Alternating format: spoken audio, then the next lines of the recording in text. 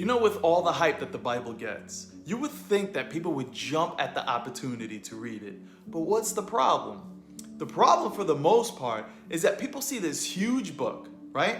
Which really is a collection of books, and they just think to themselves, I don't know if I could do that because it just looks so complicated. Now, what I'm about to tell you may come off as a bit odd, but please hear me out.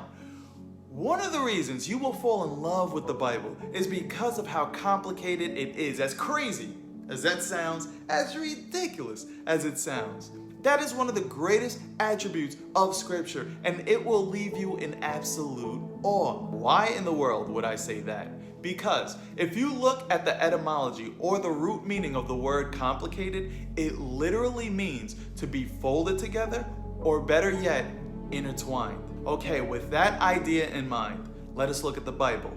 Again, a collection of books written by different authors over a 1,500-year time period, and yet all these individual books are intertwined with one another. They cross-reference one another. They share these subtle and explicit patterns, and as you begin to discover all these elaborate connections, it really begins to blow your mind, for real. Because you see how beautifully and mysteriously all these books are working together to reveal who God is and who we are.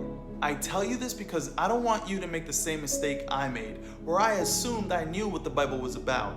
Oh, it's just this pile of rules with some cute stories mixed in between. Like, no, it hurts me how naive that idea is, you know? And also, don't let people who've never read the Bible tell you what the Bible is about. Read it for yourself and see it for yourself. And when you do that, then you'll begin to fall in love with the Bible because of how complicated it is, because of how wonderfully intertwined all those books are.